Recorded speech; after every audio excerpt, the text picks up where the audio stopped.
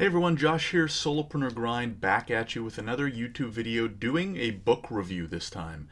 And the book I'm reviewing is Tribes. You can see it here by Seth Godin, and the subheading is We Need You to Lead Us.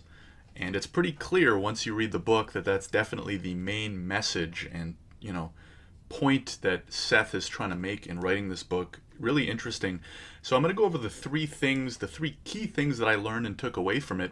First, just to give you a little bit more about the book, it's actually quite small, like relatively speaking, like it's small and I don't want to say short, but it's it's under 200 pages. So to be specific, it's about 150 pages.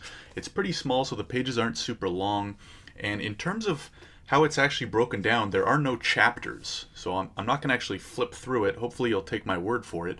But the way it's broken up is essentially by mini sections. So each section is only about a page or two. There's no chapters, and so you can just kind of pick it up and read for a few pages at a time, or you could probably read it in one sitting if you are a quick reader. But I really like the way that it's kind of small. It's easy to carry around, to bring around, and you can just read little bits at a time. So I would read, 5-10 minutes at a time or a bit before bed, and it was super easy to read in that sense. So going into my takeaways, number one, the first thing that Seth kind of does is make it clear to everyone that the world has changed. And obviously the world's changed in many ways. But the main focus of the book is to create more leaders in the world. And the reason for this is that the world, and the business world especially, has changed in recent years in that we don't need factories anymore, right? We're not out in the forest.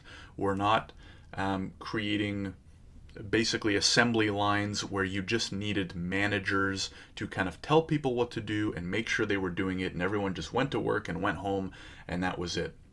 The other big change is obviously the internet, right? So we can all now talk to people, each other, and organize in big groups much more easily.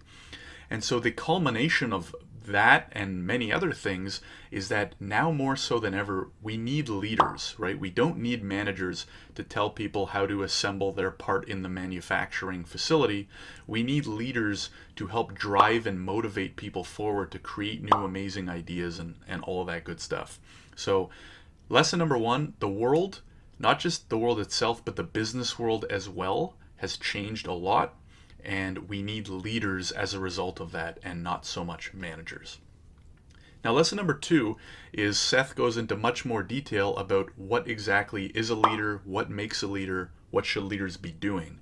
And there's a lot of it in the book. I highly recommend you give it a full read, but a few takeaways within that lesson of what should leaders be and do is they should do a few things. The main thing that leaders do is they kind of gather a tribe around them to get behind the message or the motivator that they're trying to drive forward. So that could be, in terms of a business, a leader could be someone who has a new product or service that they want to provide to the world, and so they're going to gather a tribe of employees and lead them towards providing that, right? This could be someone who has a belief, political, religious, neither, and they gather a tribe of like-minded people and they lead them towards spreading that message, hopefully in a positive way. So you're gathering a tribe and you're developing this kind of core message and gathering around that core message together. What the leader is also doing is driving that idea forward. So you're trying to take that idea, product, service, belief, and amongst the tribe, use the tribe as a whole. Obviously, the sum of the whole is much greater than the sum of the individual parts, to create a more effective and a more motivational and a more persuasive message that you're trying to prove. The other thing that you can do with your tribes is just continuing to innovate and create these movements, so to speak, on their own, right? You don't need to have a very specific mission or product. You can just kind of have an idea, a way of life, a way of living, a thought process. Gather your tribe, and then that tribe can build amazing things based on that common or shared belief.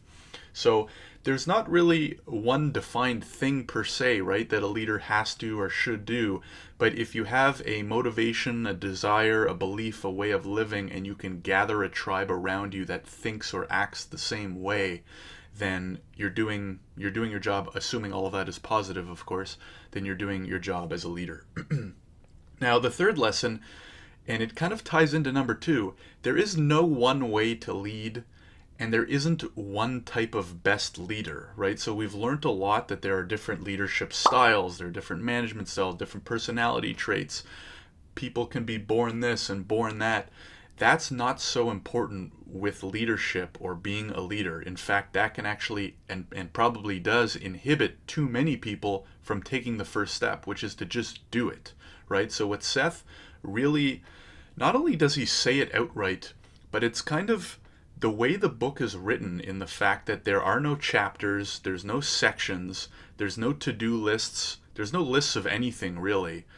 In terms of step 1, step 2, you should do this, there's none of that. He actually mentions in the book the fact that it's not specific in its guidance, because that's not the point of the book. The point of the book isn't to give you the 10 steps to becoming a leader. The point of the book is to make you understand that we need leaders. Here's what leaders do and how they do it. Now you need to figure out what your message or motivation is, gather your tribe, and do it yourself. So there's no perfect way. There's no perfect person. And then he talks a little bit about how you're not born a leader, right? If you look at all the amazing leaders, it was more from their situation and the actual action that they took. So if you believe in something, if you have a way of living, if you have a product or service or motivation that you want to drive forward, don't let things inhibit you, or don't think that you're not good enough or you're not born a leader so you shouldn't do it. It's actually the complete opposite, and what we need more of is people thinking the opposite, which is, I'm just going to do it and see what happens, right? So that would be my third piece, is don't get caught up in actually how to do it. That's not so important. And don't get caught up in the sense that you might not think you were born a leader. Instead, it's more important that you come up with your message, your motivating factor, you gather your tribe, you give the tribe the ability to communicate with you, with each other, and grow together. But in order to do all that, you just have to get started. And Seth says that we need more people just to do it. So those are the 3 key takeaways. There are a ton more, like I said, from the book. I highly recommend reading it. It's a short read, Tribes by Seth Godin, and almost casual in the sense that, like I said, there is no chapter, there is no to-do list. I read it twice because the first time I read it too quickly and I wanted to read it again and get a little more out of it. So it's one of those books that you can go back to, read again and again, because it's quick. And I think it's super, super important in today's age, where, like Seth says in the book, we can get caught up with a lot of things, and we need this type of innovation, motivation, and we as humans are used to and comfortable in groups, working together, being motivated together. So anyways, hope you enjoyed this review. If you did, would really appreciate it if you could like the video and subscribe. It really helps the channel. If you have any feedback, feel free to let me know. Or if you've read the book or are thinking of reading the book, feel free to leave a comment on your thoughts below. If there are any lessons that you took that maybe you think I should have touched on, feel free to let me know. Anyways, thanks for watching. See you in the next video.